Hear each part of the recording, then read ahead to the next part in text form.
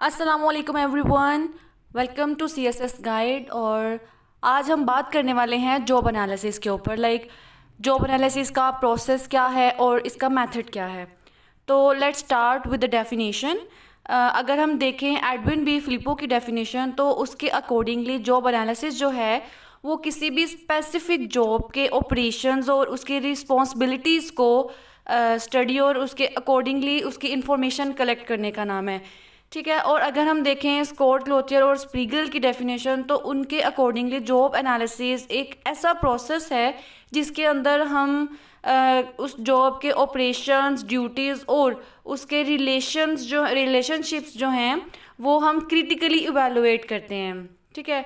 और अगर हम डेली ऑर्डर के डेफिनेशन देखें, तो उसने तो सिंपली ये कहा है कि जॉब जो है वो is a collection of duties, task and responsibilities which we assign to an individual and this responsibilities are different from other assignments. तो ये 3 डिफरेंट ऑथर्स की डिफरेंट डेफिनेशंस हैं जॉब एनालिसिस के लिए।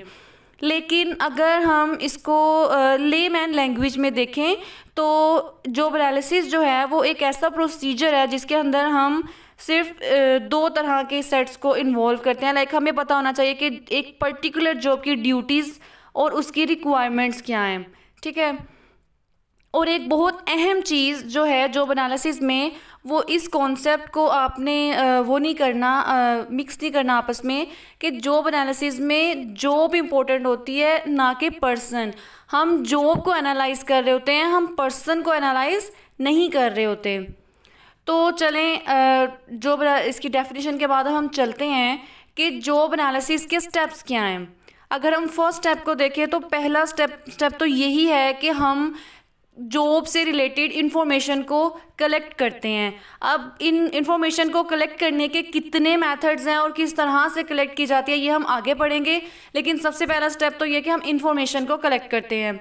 लेकिन अगर हम सेकंड नंबर पे देखें, जो स्टेप 2 है, उसमें फिर हमने जो इन्फॉर्मेशन कलेक्ट की हुई है, हम उस इन्फॉर्मेशन की एक्यूरेसी को टेस्ट करते हैं कि वो इन्फॉर्मेशन जो है वो कितनी एक्यूरेट है।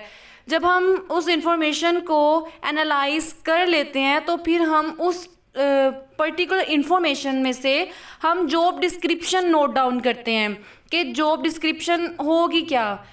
नेक्स्ट जो हम देखते हैं वो ये देखते हैं कि उस जॉब डिस्क्रिप्शन को देखते हुए फिर हम डिटरमाइन करते हैं कि अब इस जॉब को परफॉर्म करने के लिए क्या स्किल्स चाहिए, एबिलिटीज़ क्या होनी चाहिए, नॉलेज कितना होना चाहिए उस जॉब के लिए। और लास्ट स्टेप में हम क्या करते हैं कि हम जॉब एनालिसिस जो हमने ये किया है, हम इस इंफॉर्मेशन को टाइम टू टाइम अपडेट करते रहते हैं। सो ये थे 5 स्टेप जॉब एनालिसिस के। अब नेक्स्ट हम देखते हैं कि जॉब एनालिसिस के प्रोडक्ट्स क्या हैं। बेसिकली जब हम जॉब एनालिसिस करते हैं, तो इसके एंड प्रोडक्ट्स जो हैं वो दो होते हैं।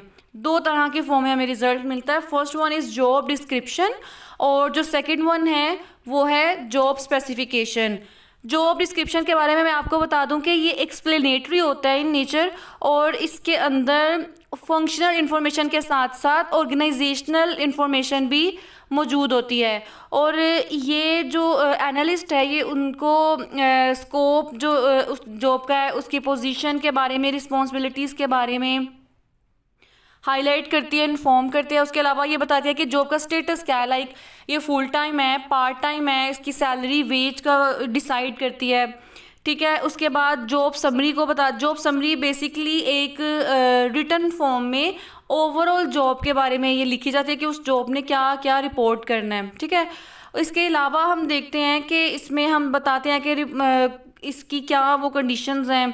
ठीक है। किसको ये रिपोर्ट करेगा, ये सुपरविजन लेगा या सुपरविजन देगा, ड्यूटीज़ क्या हैं। ठीक है। उसके अलावा अगर तो ये फिज़िकल वर्क है, तो इसमें कौन कौन सी मशीन यूज़ होंगी। उसके अलावा हैज़र्ड्स क्या है, वर्क प्लेस इन्वायरमेंट क्या है, रेडियो एक्टिव मटीरियल्स को डंप करने के लिए उसमें जो बेसिक चीज़ देखी जाती है कि उसका हैज़र्ड्स क्या हो सकता है एक एम्प्लॉय की सेहत को।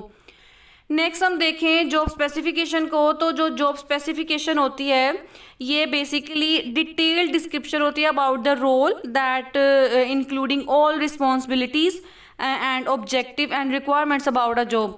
अगर हम देखें तो जॉब स्पेसिफिकेशन में बेसिकली हम KSOs को डिफाइन करते हैं। KSOs में सबसे पहले तो हमारे पास नॉलेज आता है। अब नॉलेज में क्या आता है कि knowledge basically refers to identifiable factual information necessary to perform the job. और अगर हम स्किल्स को देखें तो स्किल्स में कोई भी स्पेसिफिक प्रोफिशिएंसीज आती हैं which are necessary for performing the task that make up the job. और अगर हम एबिलिटीज़ की बात करें तो abilities it can refer to general and enduring capabilities for doing the job. और अदर्स के अंदर अदर करेक्टरिस्टिक्स के अंदर वो आते हैं जो KSA के अंदर नहीं आते। इसके अलावा जॉब स्पेसिफिकेशन हमें बताती है कि इस जॉब को परफॉर्म करने के लिए मिनिमम स्किल्स कितनी होनी चाहिए, ठीक है। एजुकेशन कितनी रिक्वायर्ड है, हम बात करें जॉब की, हम पर्सन की बात नहीं करें, हम जॉब की बात करके उस पर्टिकुलर जॉब को परफॉर्म करने के लिए मिनिमम लेवल ऑफ स्किल्स होना कितना ज़रूरी है, एजुकेशन क्या होनी चाहिए, एक्सपीरियंस जो इसको परफॉर्म करे, इसको इस काम को परफॉर्म करने के लिए कितने ईयर्स का एक्सपीरियंस चाहिए होगा, ठीक है। इसके अलावा जॉब स्पेसिफिकेशन में बताया जाता है कि इस जॉब को परफॉर्म करने के लिए किस टाइप की ट्रेनिंग कंडक्ट की जाएगी, इमोशनल कैरेक्टरिस्टिक्स क्या होने चाहिए, ठीक है। ये जो इंपॉर्टेंट फैक्टर्स हैं जॉब स्पेसिफिकेशन के अंदर। ओके, अब हम देखते हैं कि पर्पस क्या है जॉब एनालिसिस का। जॉब एनालिसिस के बेसिकली अगर हम ओवरऑल देखें तो 4 पर्पस हैं। फर्स्ट वन तो है सिलेक्शन प्रोसीजर, सेकंड वन है compensation, performance review, training and development. अब हम क्या करते हैं, हम इनको स्टेप वाइज पढ़ते हैं, ठीक है। अगर हम देखें कंपनसेशन की तो एक पर्टिकुलर जॉब में एक एम्प्लॉय को हमने कितना पे करना है, उसमें जॉब एनालिसिस हमें हेल्प आउट करता है। क्योंकि जब हम सैलरी डिफाइन करते हैं किसी भी एक पर्टिकुलर जॉब की तो उसमें सबसे पहले जो देखा जाता है वो ये देखा जाता है कि उस पर्टिकुलर जॉब को परफॉर्म करने के लिए कितना स्किल लेवल होना चाहिए, ठीक है। उसके बाद वो कौन से जॉब फैक्टर्स हैं जो कि कंपनसेबल हैं, वर्क इन्वायरमेंट, किस वर्क इन्वायरमेंट में काम कर रहा है वो, क्या वो एक्यूट इन्वायरमेंट में काम कर रहा है या फिजिबल इन्वायरमेंट में उसने काम किया हुआ है, उसने क्यों कौन कौन सी रिस्पॉन्सिबिलिटीज़ देनी है, और रिक्वायर्ड लेवल ऑफ एजुकेशन क्या है। अब ये जो फैक्टर्स होते हैं ये हम लेते हैं जॉब एनालिसिस से, उसके अकॉर्डिंगली फिर हम कंपनसेशन डिसाइड करते हैं और हम ये इंश्योर करते हैं, इस चीज़ को इंश्योर करते हैं कि कोई भी एम्प्लॉय जो है वो उसको फेयर कंपनसेट किया जा सके। ओके, सो नेक्स्ट हम देखते हैं सिलेक्शन प्रोसीजर। किसी भी एम्प्लॉय को अगर हमने कैंडिडेट्स को सिलेक्ट करना है तो हमारे पास पर्सपेक्टिव कैंडिडेट्स मौजूद होते हैं, लेकिन अब उन एम्प्लॉयज़ में से कौन सा राइट पर्सन है वो हम तभी डिसाइड कर सकते हैं जब हमें पता हो कि उस जॉब को परफॉर्म करने के लिए क्या क्या रिक्वायरमेंट्स हैं, ठीक है। तो वो हमें जो है वो जॉब एनालिसिस से मिलता है, ठीक है। उसमें वो सिलेक्शन हमें पता होता है कि जॉब की ड्यूटीज़ क्या हैं, अप्रोप्रिएट सैलरी लेवल कितना होगा उसका, उसके ऊपर उसको एग्री किया जाता है, मिनिमम रिक्वायरमेंट्स हमें बताता है वो, इंटरव्यू में क्वेश्चंस कौन से करने हैं ये हमें पता चलता है। उसके बाद हमने सिलेक्शन के लिए कौन से इंस्ट्रूमेंट्स यूज़ करने हैं, टेस्ट वगैरह एवरीथिंग। उसके बाद एप्लीकेंट का अप्रेजल कैसे करना है, उनके ओरिएंटेशन मटेरियल क्या होने चाहिए, इस सब चीज़ों में हमें जॉब एनालिसिस जो है वो हेल्प आउट करता है। नेक्स्ट अगर हम देखें तो परफॉर्मेंस रिव्यू है। हम एम्प्लॉयज़ की जो परफॉर्मेंस का रिव्यू है वो स्टेप वाइज करते रहते हैं, टाइम टू टाइम किया जाता रहता है, लेकिन हमें एक बेंचमार्क चाहिए, हमें एक क्राइटेरिया चाहिए कि किस लेवल पे हम उनको इवैल्यूएट करें, कौन से ऐसे फैक्टर्स हैं जिनसे हम देखें कि एक पर्सन की ऑन जॉब जो स्किल्स हैं, परफॉर्मेंस है, वो ठीक चल रही है कि नहीं। तो उसके लिए हम जॉब एनालिसिस को रेफ़र करते हैं, क्योंकि जॉब एनालिसिस जो है वो हमें पहले से ही बताता है कि इस पर्टिकुलर जॉब के गोल्स और ऑब्जेक्टिव ये है। हम परफॉर्मेंस को देखते हैं कि परफॉर्मेंस उन गोल्स और ऑब्जेक्टिव्स को अचीव कर रही है कि नहीं। हम परफॉर्मेंस स्टैंडर्ड्स हमें पता होता है कि ये स्टैंडर्ड्स हैं, हम देखते हैं कि क्या उन स्टैंडर्ड्स से ये एम्प्लॉय मैच कर रहा है कि नहीं।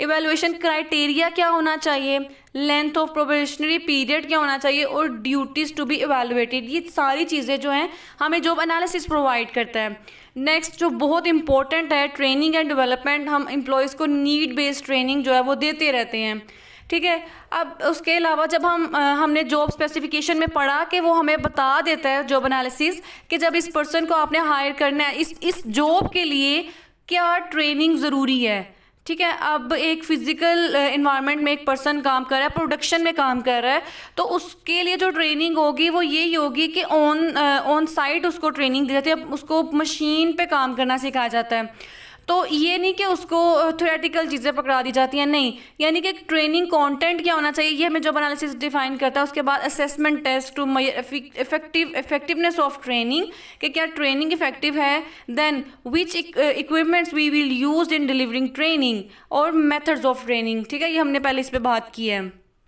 तो ये जो चीज़ें हैं ये हमें जॉब एनालिसिस प्रोवाइड करता है। Okay, the most important factor अब हमने देखना है कि मेथड्स क्या हैं जॉब एनालिसिस के। तो अगर हम देखें तो इसके काफ़ी ज़्यादा एनालिसिस के मेथड हैं, लेकिन हम यहाँ पे पढ़ेंगे ऑब्जर्वेशन को।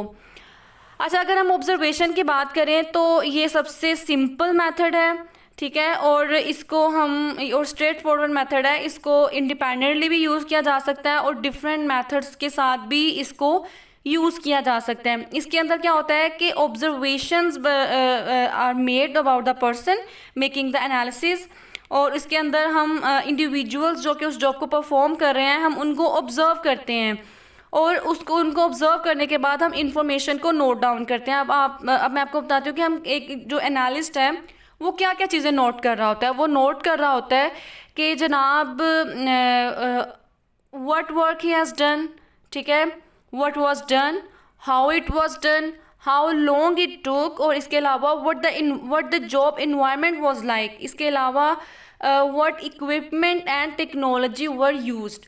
ये observations जो हैं ये बनाई जाती हैं। अगर हम देखें सेकंड मेथड में तो वो है इंटरव्यू। इसमें क्या होता है कि आप जो वो जो पर्सन है हम उससे इंटरव्यू कंडक्ट करते हैं, ठीक है। इंटरव्यू जो हो सकता है वो स्ट्रक्चर्ड भी हो सकता है, अनस्ट्रक्चर्ड भी हो सकता है, ठीक है। अगर तो हम स्ट्रक्चर्ड इंटरव्यू लेते हैं, उसका एक फॉर्मेट डिज़ाइन कर लेते हैं, तो उससे हमें एक चीज़ इंश्योर हो जाती है कि तमाम जॉब के एस्पेक्ट्स जो हैं वो कवर किए हैं। इसके अंदर लेकिन अनस्ट्रक्चर्ड के अंदर क्या होता है कि जो इंटरव्यू है वो क्वेश्चंस के साथ साथ अनफोल्ड होता है, तो इसमें हम क्वेश्चंस यूज़ करते हैं। उसके बाद जो थर्ड मेथड है वो है क्वेश्चनेयर का। क्वेश्चनेयर में क्या होता है कि स्ट्रक्चर्ड क्वेश्चनेयर्स होते हैं और ओपन एंडेड क्वेश्चनेयर्स होते हैं। स्ट्रक्चर्ड में ये होता है कि जो पर्टिकुलर इन्फॉर्मेशन हमने जो एरियाज़ को हमने कवर करना है हम उनको ऑलरेडी सेलेक्ट कर लेते हैं, और फिर वो जो जॉब होल्डर्स हैं उनको दिए जाते हैं, और फिर इस चीज़ को चेक किया जाता है कि जितनी भी पॉइंट्स हैं वो कवर्ड हैं कि नहीं, और जो एग्जिस्ट कर रहे हैं वो ठीक चल रहे हैं कि नहीं। इसके साथ हम देखते हैं कि ओपन एंडेड क्वेश्चंस जो हैं, ओपन एंडेड क्वेश्चंस भी क्वेश्चनियर्स भी दिए जाते हैं, जिसके अंदर जो जॉब होल्डर होते हैं वो अपनी वो देते हैं, उसके अंदर हमें लाइक देयर सजेशंस वगैरह, ठीक है। ओके, सो गाइस अब तक के लिए इतना ही। आज हमने जॉब एनालिसिस स्टडी किया है। नेक्स्ट वीडियो में मिलते हैं एक न्यू इंटरेस्टिंग टॉपिक के साथ, and yes, don't forget to like and subscribe. Allah Hafiz and stay blessed, guys.